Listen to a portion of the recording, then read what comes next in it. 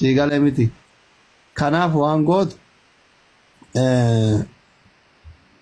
dubbii keessanii rabbi isinii haa laaffisu yoo dandeettan keessumaan fixadha.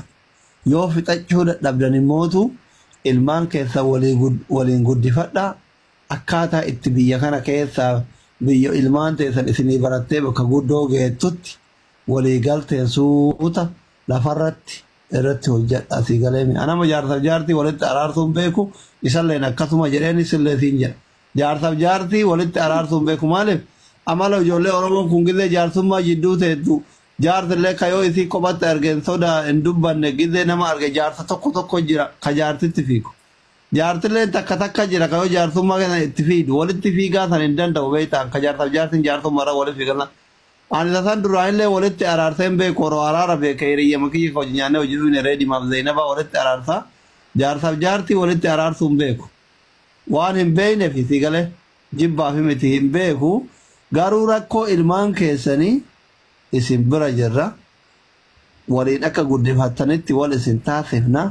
Ummanni kunillee koomentii barreessa malee ummata garaa qulqulluutii kanarratti takka lama sadii irratti hin beeytamaan akkasiif ilmaan keessillee tayaa turan dhiisitii akkanumatti obsiiti osoo akka yaada kiyyaatitti akkaataa ilmaan keessan kana itti guddifattan irratti hawalumaan suutatti lafumarratti waliin haasoftanii natti tolaa hasin jechuu barbaadetti siifuutti jedhiiti ati cabee yoo jedhan baqaqe jedhaa warri miidiyaa homa kanasitti dhaamachuu fi ani waan biraatillee. Ilaali maal seete beeytaas fiikoo galatoomi ani naman baay'ee tokko akka malee miidiyaa kanarra yookaan ammoo lafarraallee naman si kabajudha. Kana ammoo hin beeytaa atillee dhugaa jirtu hima beeytaa. Maal sin jedhe anneen gedda gaafa nan si bilbilu waa baay'ee haasa'u jedhee waan si jaaladhee si kabajuufan inni see miidiyaa kana. Nduufitti himuunaan jette. Galeemi amala kan kiniin beeka. Ani ammootu akkuma anammas wanni ani citii mana kiyyaa haasa'e wayitu hin jiru. Akka wal'amnee aniif inni gargar jiru nuti inni akka inni baatii 9 jedhu bara 2023 ji'a tokkoffaa keessaadhaaniif inni ka gargar baane jechuudha. Ba'aan an baadhee jiru ba'aa hintalti durbaa tokko yookaan ammoo dhiirri tokko baatee jiru osoo hin taane ba'aa addunyaan hundi silaa baattee hin dandeenye ilmaan kiyyaaf jecha yookaan ammoo kabajaa uummata Oromootiif jecha namni kun abbaa ilmaan kiyyaati siigalee waan singalchu mana qabda mana kee bane haasa'e asliin sila siin haasa'aa ture ammallee anaa waliin haasa'a. Kanaafu an takkaa miidiyaa kanarratti abbaan warraa kiyyaa kana na godhee jira amaan kana na godhee jira na zallamee jira akkas na godhee kana na godhe jedhee takkaa takkitti anamaan irraa haasa'ee hin beeku ammallee wanni haasoysiisu hin jiru. Anaaf amaaniin gidduu wanti jiru daa'imman dubartiin miidiyaa kanarratti baatee dhimma jaarsa ofii jaarsi kiyya kana na godhe sana na godhe jettee haasoytu sigaleemi dubartii dhiira barbaaddu yookaan ammootu nama waan hin taane barbaadu yookaan ammoo abbaa warraa ofiiti eega hiikame nama bultii barbaadudha. Ani kaayyoon kan koo ilmaan kan koo galmaan gahachuudha malee yookaan anamaanii miidhuu yookaan ammoo isaaf hammeenya yaadu ani yoo hammeenya amaanitti yaade sigalee hadhaa miti aniif inni waggaa 2 kan gargar baanee jiru. Sigalee waa baay'eetu jira yoo haasoynu jennee an akka nama biraa yookaan maallaqa wayii barbaade yookaan ammoo namni giiftiidhaan sappoortii na haa godhuudha beekamtii wayii barbaade dubartii asirratti fakkeessitee haasoftuu miti.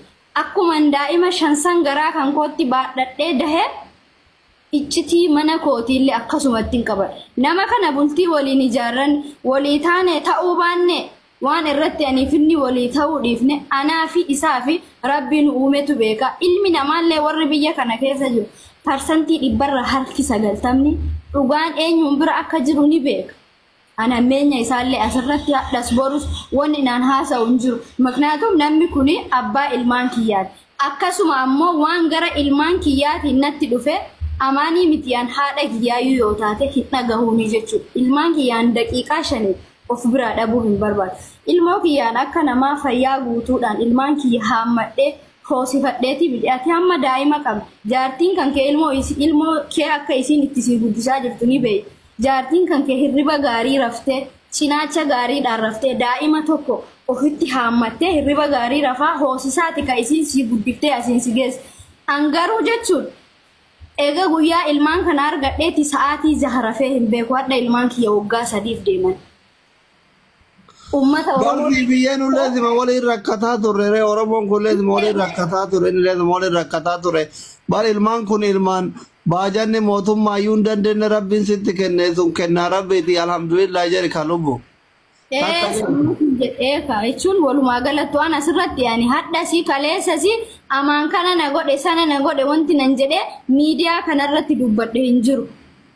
Miidhaa kan koo madaa kan koo eenyu akkana miidhe maaliif akkana miidhe maal akkana godhe dhofkadheetan ijoollee kan koo guddifachaa jira malee angabbee uummata Oromooti yaa Oromoo amaan akkana na godhe sana na godhe yookaan ammoo sittillee sitti bilbilee bara amaan kana na godhe sana na godhe jedhee annama tokkotti iyyuu namni itti madhe hin jiru. Ijoollee kiyya akka inni jedhu sanatti miti kan inni narraa fuudhe.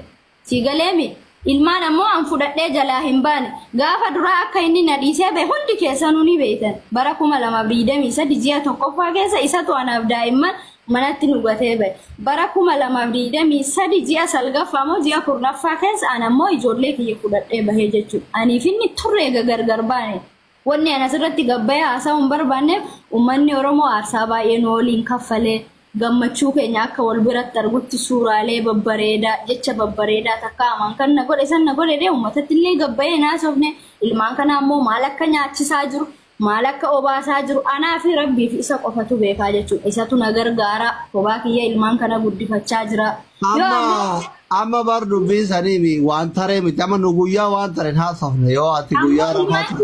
Amma ilmaan kiyyaa isatu eda dhufee koomantiidhaan na tuttuqee jennaan miira keessa seenee waan ilmaanii haasa'e malee an amaanuu narraa fudhate hin jenneen ilmaan kiyya narraa fudhate. Amma laal dubbiin amma laal inni waa tokko jira amalli dhiiraa jaartii nikaya haadha ilmaan shaniitii miti jaartii maduraa wallolanii wal dadhabanii gadhiisan kana yoo kophatti erge beeyta inni naafa amala dhiiratti kun amaan hin qofaa miti eenyumaayyuu jechuudha jaartii mamma yoo si bira jirtu hin barbaanne tana yoo si bira deemte ittiin naafta beeyta.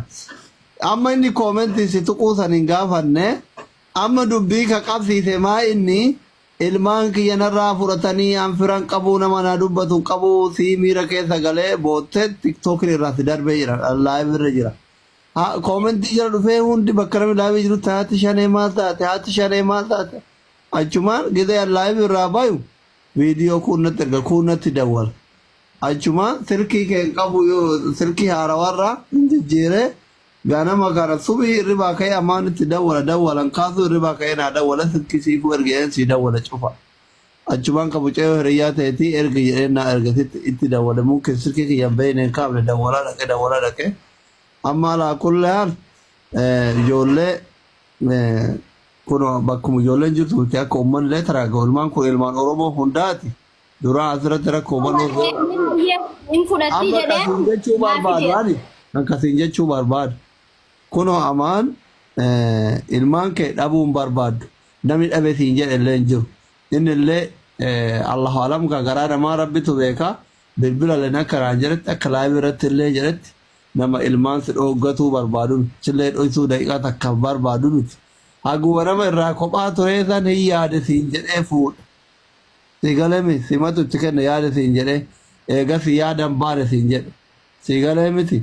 Akkuma reef siin jedha bilbilaan siin jedha ammallee ilmaan kee ati haadha ilmaanitti haqa irraa qabdu si galee miti ilmaan tun siin tolti malee amaanin hin toltu si galee miti haadhumaan bareeddi ilmoon haadha hin qabne hin daalachatti osoo garallee quufte si galee miti ilmoon haadhumaan tolti irra jirta fayyaa qabda daa'ima tanaatiin tun si galee miti.